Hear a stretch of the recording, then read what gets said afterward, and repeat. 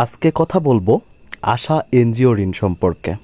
আপনি আশা থেকে কী ধরনের ঋণ গ্রহণ করতে পারবেন, কি কি প্রসেসে গ্রহণ করতে পারবেন এবং কত দিনের মধ্যে প্রসেস করতে পারবেন এবং কত টাকা সর্বোচ্চ উত্তোলন করতে পারবেন এবং আপনি আশা ব্যাংক থেকে অর্থাৎ আশা এনজিও ঋণ থেকে আপনার ঋণ নেওয়ার যোগ্যতা আছে কি না সেই বিষয়ে আজকের এই ভিডিওতে বিস্তারিত আপনাকে জানানো হবে। তো প্রতিবারের মতো কিন্তু আমি সরাসরি চলে আসছি আশা ব্যাংকের অফিসিয়াল ওয়েবসাইটে এবং আপনি আপনার নিকটস্থ কোথা থেকে আশা ব্যাংককে খুঁজে বের করবেন সে বিষয়েও কিন্তু আপনাকে এই ভিডিওর মধ্যে জানানো হবে। এবং আপনি যদি একদমই নতুন হয়ে থাকেন যে লোনের সাথে আপনার কোনো সম্পর্ক নেই কিন্তু আপনি ঋণ গ্রহণ করতে চাচ্ছেন, আপনার ইমার্জেন্সি টাকার প্রয়োজন, সেক্ষেত্রে ভিডিওটা কিন্তু ঠিক আপনার জন্য। আপনাকে একটা জিনিস অনুরোধ করব, অবশ্যই আমার চ্যানেলটা সাবস্ক্রাইব করে রাখবেন যাতে পরবর্তী যে কোনো লোন সম্পর্কিত ভিডিও আপনার কাছে খুব তাড়াতাড়ি পৌঁছে যায় আমি ভিডিও আপলোড করার সাথে সাথে। ধন্যবাদ। তো চলেন তো দেখে নেওয়া যাক। এটা হচ্ছে আশার অফিসিয়াল ওয়েবসাইট। তো প্রথমে আপনাদেরকে যেটা দেখাবো সেটা হচ্ছে এই যে উপরে যে ফোন নাম্বারটা দেখতে পাচ্ছেন এই নাম্বারে কিন্তু আপনি কল দিয়ে কথা বলতে পারবেন। তো এই নাম্বার বিষয়ে আমি শেষে ভিডিওতে বলবো যে কিভাবে কথা বলবেন। ওকে, তো প্রথমত আমরা যেটা দেখতে পাচ্ছি, দেখুন একটা জিনিস খেয়াল করুন যে সারা দেশে কিন্তু আশার 3073টা ব্রাঞ্চ রয়েছে, অর্থাৎ 3073টা ব্রাঞ্চ এবং 7.3 মিলিয়ন ক্লায়েন্ট। অর্থাৎ তাহলে চিন্তা করেন ওদের ক্লায়েন্ট সম্পর্কে, তাহলে কী পরিমাণ ক্লায়েন্ট ওদের রয়েছে। তো এখন আমাদেরকে যেটা দেখাবো সেটা হচ্ছে আপনি কি এনজিও ঋণ নেওয়ার যোগ্যতা আপনার আছে কি নেই। তো প্রথমত আপনাকে যেটা করতে হবে অবশ্যই বিবাহিত হতে হবে, অর্থাৎ আশা এনজিও থেকে লোন নিতে হলে অবশ্যই আপনাকে বিবাহিত হতে হবে। দ্বিতীয় যে অপশনটা দেখতে পাচ্ছি, আশা এনজিওতে আপনার একটা সঞ্চয় হিসাব থাকতে হবে, অর্থাৎ আপনার একটি সঞ্চয় অ্যাকাউন্ট আশাতে থাকলে আপনি লোন আবেদন করতে পারবেন। মোট কথা হচ্ছে লোন আবেদনের পূর্বে অবশ্যই আপনাকে অ্যাকাউন্ট করতে হবে আশা এনজিওতে। এখন এই বিষয়টা আপনাকে বোঝাই। এখন বিষয় হচ্ছে আপনি যখন আশা থেকে ঋণ গ্রহণ করবেন, আমি একটা আপনাকে ক্লিয়ার করে দিচ্ছি, এটা একটু হয়তো আপনার বুঝতে একটু সমস্যা হচ্ছে, বাট আপনি যখন ঋণ গ্রহণ করবেন তখনও কিন্তু একটা সঞ্চয় হিসাব খোলা যায়। এটা এমন কোনো শর্ত নেই যে আপনাকে অবশ্যই সঞ্চয় হিসাব আগে থেকে খুলতে হবে। আপনি যখন ঋণটা আপনার তারা দিবে আপনাকে, ঠিক তখনও আপনি সঞ্চয় হিসাবটা খুলেই ঋণ নিতে পারবেন।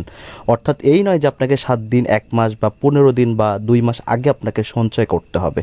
ঠিক আছে, এই বিষয়টা ক্লিয়ার হয়ে গেল। মোট কথা আপনি যখনই ঋণ নেবেন সেই দিন, মানে যেদিন আপনি ঋণটা নিজের টাকাটা হাতে পাবেন আপনি সেই দিনও সঞ্চয় হিসাবটা খুলতে পারেন, এখানে কোনো প্রবলেম নেই। আর অবশ্যই আপনার বয়সসীমা অবশ্যই 18 থেকে 65 বছরের মধ্যে আপনার বয়সসীমা থাকতে হবে। একটা কথা মাথায় রাখবেন, 18 বছরের নিচে হলে কিন্তু আপনার ঋণ পেতে সমস্যা হবে, পাবেনই না।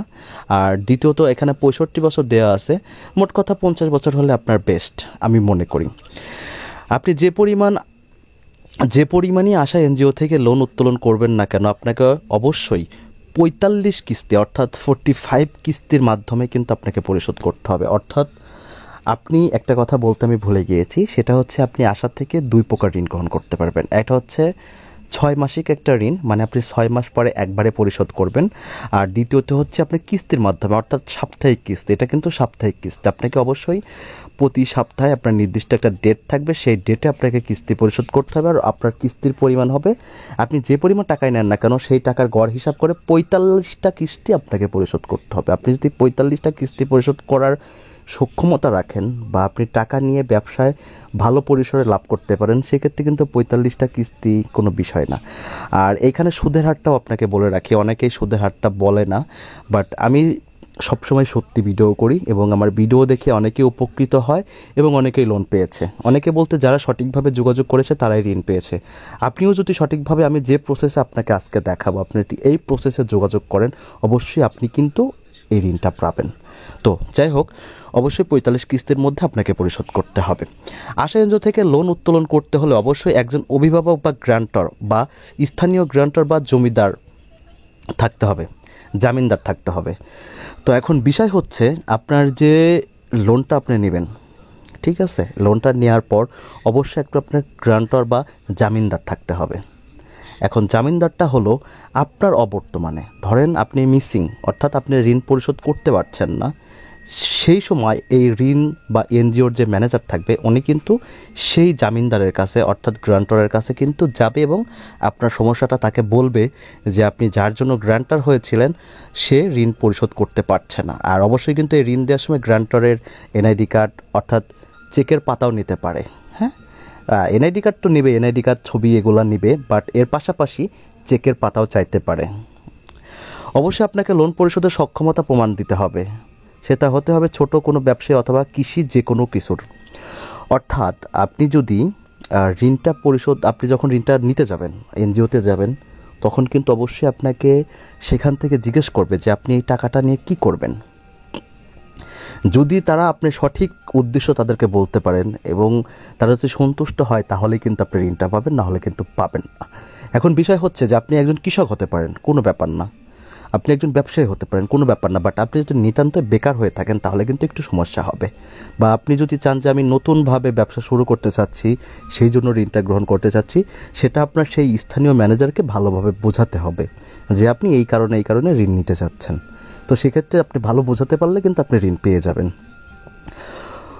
অতীতে লোন পরিশোধের ক্ষেত্রে কোনো খারাপ রেকর্ড থাকলে আপনি লোন উত্তোলন করতে পারবেন না। আপনার যে কোনো এনজিওতে, অর্থাৎ আপনি আশা ব্যতীত বা আশাতেও যদি আপনি কোনো লেনদেন খারাপ করে থাকেন, যে আপনি ঋণ নিয়েছেন সঠিকভাবে পরিশোধ করতে পারেন নাই, সেক্ষেত্রে কিন্তু আপনাকে ঋণ দিবে না। এই বিষয়টা মাথায় রাখবেন। আর যদি এরকম কিছু করে থাকেন সে বিষয়টা আগে থেকেই ঠিকঠাক করে নেবেন। আশা এনজিও থেকে লোন নিতে হলে ন্যূনতম আপনার একটি বাড়ি থাকতে হবে, অবশ্যই আপনার একটা স্থানীয় বাড়ি থাকতে হবে, অস্থায়ী বাড়ি থাকলে কিন্তু হবে না। এখন হ্যাঁ, থাকতে পারে বাসা বাড়ি, আপনি যে বাসা বাড়িতে থাকবেন সেই বাসার মালিকের কিন্তু গ্রান্টার করতে হবে, এরকম বাধ্যবাধকতাও কিন্তু থেকে থাকে। অবশ্যই আপনি স্থায়ী হতে হবে এবং যে স্থানে আপনার বাড়ি রয়েছে সেই স্থানের এনজিও অফিস থাকা বা আশা লোনের একটি উত্তোলন করতে পারবেন। এখন বিষয় হচ্ছে যে আপনি যেখানে আপনার বাসা থাকবে সেই বাসার আন্ডারে একটা আশা অফিস থাকতে হবে। আপনার যদি সেই আন্ডারে আশা অফিস না থাকে, অন্য কোনো এলাকার আন্ডারে থাকে, তাহলে কিন্তু আপনি ঋণটা গ্রহণ করতে পারবেন না। এই বিষয়গুলো মাথায় রাখবেন। তো মোটামুটি এই হচ্ছে টোটাল বিষয়। এখানে কিন্তু আরও অনেক ডকুমেন্টসের প্রয়োজন হয়। আপনি যখন ঋণ নিতে যাবেন আপনার এনআইডি কার্ড, আপনার পাসপোর্ট সাইজের ছবি এবং অবশ্যই আপনার বিবাহিত হতে হবে, ঠিক আছে? তো এই সকল জিনিসগুলো কিন্তু আপনার অবশ্যই লাগবে, একটা গ্রান্টর লাগবে। সব কিছু মিলিয়ে আসে এনজিও থেকে আপনি যদি সঠিকভাবে তথ্য দিতে পারেন, সঠিক উদ্দেশ্য বলতে পারেন, সেক্ষেত্রে কিন্তু আপনি এখান থেকে একদম সহজে খুব সহজে ঋণ গ্রহণ করতে পারবেন। আমি যতটুকু তাদের সাথে কথা বলে দেখিয়েছি, আমার স্থানীয় যে ব্রাঞ্চ রয়েছে সেই ব্রাঞ্চে আমি কথা বলেছি, তারা একদমই নমনীয়ভাবে কথা বলে। আপনি ম্যানেজারদের সাথে যে একদম সচরাচর ভালোভাবে কথা বলতে পারবেন, ম্যানেজাররা আপনার সাথে কখনো উত্তেজিত হবে না। আপনি যদি তাদেরকে ভালো বোঝাতে পারেন, আপনি পরবর্তী 7 কর্মদিবসের মধ্যে কিন্তু আপনি ঋণটা পেয়ে যাবেন। এখন বিষয় আসি এই নাম্বারটার কথা।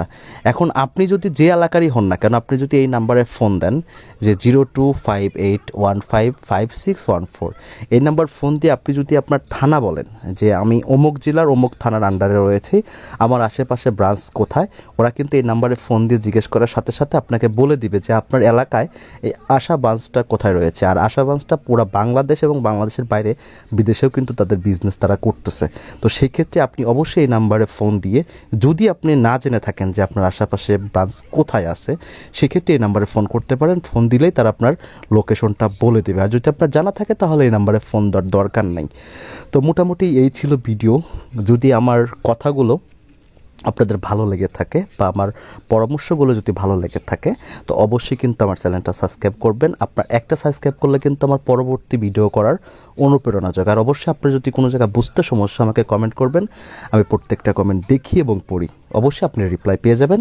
আর ভিডিওটি ভালো লাগলে একটা লাইক করে দেবেন। ভালো থাকবেন, সুস্থ থাকবেন, আল্লাহ।